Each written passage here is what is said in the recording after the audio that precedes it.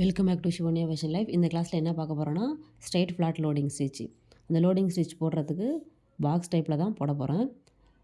கீழ் பக்கமாக இருக்கிற லைன்லேருந்து த்ரெட்டை மேல் பக்கமாக எடுக்கிறேன். எடுத்துகிட்டு அதுக்கு பேக் சைடு பின்னாடி நம்ம ஒரு லாக் போடுறோம். லாக் போட்டு திரும்ப த்ரெட்டை மேல் பக்கமாக எடுத்துகிட்டு போகிறோம். மேல் பக்கமாக ஒரு செயின் போட்டு மேல் பக்கமாகவே ஒரு லாக் போடுறோம். திரும்ப த்ரெட்டை கீழ்ப்பக்கம் கொண்டு வரோம். அது ஃபஸ்ட்டு போட்டிருக்கோம் பாருங்கள் செயின், அது பக்கத்துலேயே திரும்ப போடுறோம். கீழ் பக்கமாக ஒரு லாக் போடுறோம். திரும்ப மேல் பக்கமாக ஒரு செயின் போட்டு அதுக்கு மேலே லாக் போடுறோம். பேசிக் செயின் தான், ஈஸியான ஸ்டிச்சு தான் இது.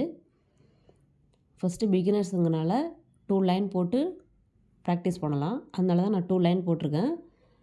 மேலே 2 லைனு கீழேயும் 2 லைன் போட்டிருக்கேன் பாக்ஸ் டைப்பில்.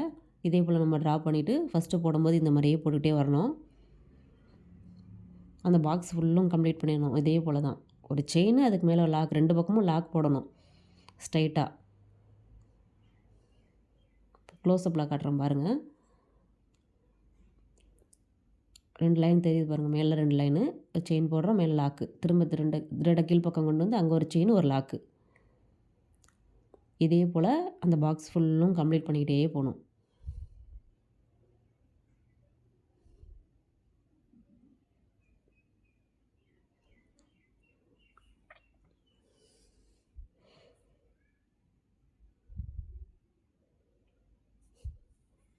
ஃபஸ்ட்டு பிகினர்ஸுங்கிறனால நம்ம லைன் போட்டு பண்ணலாம். அதுக்கப்புறம் நம்ம ப்ராக்டிஸ் பண்ண நம்ம லைன் போடாமே நம்மளே பண்ணலாம்.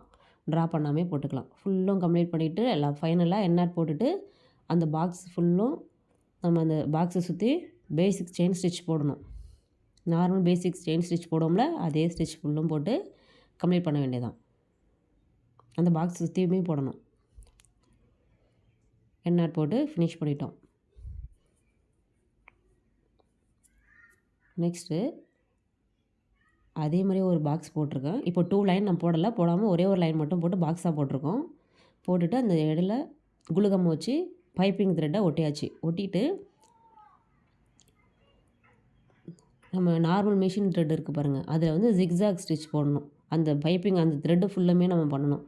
அந்த ஓரத்தில் பிரிஞ்சு இருக்கிறனால அது பக்கத்துலேயே கொடுத்து நம்ம போடுறோம். இது ஏன் போடுறோம், இது என்ன ஸ்டிச்சஸ்னால், இது எம்போஸ்டாக தெரியும். இதே ஸ்டிச்சு எம்போஸ்டாக தெரியறதுக்காக இந்த ஸ்டிச்சு நம்ம ஃபஸ்ட்டு போட்டிருக்கோம் பாருங்கள், ஸ்ட்ரெயிட் ஃப்ளாட் லோடிங் ஸ்டிச்சு. அது ஃப்ளாட்டாக இல்லாமல் இது கொஞ்சம் எம்போஸ்டாக தெரியும். அந்த எம்போஸ்டாக அங்கே தெரியறதுக்காக தான் நம்ம பைப்பிங் த்ரெட்டை இங்கே வச்சுருக்கோம் நடுப்புற. நம்ம ஃபஸ்ட்டு போட்ட அதே ஸ்டிச்சஸ் தான் இதுலேயும் வரும். அதே ஸ்டிச்சஸ் போட வேண்டியதான். அந்த த்ரெட்டு வெளியில் தெரியக்கூடாதுங்கிறதுக்காக நம்ம மிஷின் த்ரெட்டை வச்சு இதே போல் ஜிக்ஸாக் ஸ்டிச் போட்டு ஃபுல்லும் இது போடுறோம். இந்த 2 எட்ஜில் மட்டும் நம்ம பக்கத்துலேயே இந்த ஸ்டிச்சு வர மாதிரி பார்த்துக்கணும். அங்கே நடுப்புறலாம் கொஞ்சம் எட்டி போட்டுக்கலாம். தூரமாகவே போட்டுக்கலாம். அங்கே மட்டும் பக்கத்துலேயே போட்டு அந்த நூல் வெளியில் தெரியாத அளவுக்கு அந்த இடத்துலேயே பக்கத்துலேயே போட்டு அங்கே எண்ணாட் போட்டு ஃபினிஷ் பண்ண வேண்டியதான். அது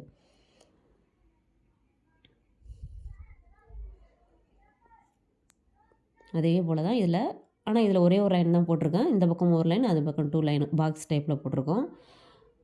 அதே செயின் தான். அந்த லைனில் ஃபஸ்ட்டு செயின் போட்டு அதுக்கு கீழ் பக்கமாக ஒரு லாக் போடணும்.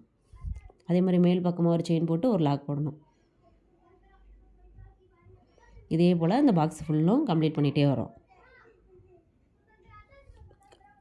போட்டுட்டு அந்த எட்ஜில் எண்ணாட் போட்டு ஃபினிஷ் பண்ணிவிட்டு அந்த பாக்ஸை சுற்றி நம்ம பேசிக் செயின் ஸ்டிச் போடுவோம் பாருங்கள், அதே போல் பேசிக் செயின் ஸ்டிச் போடணும்.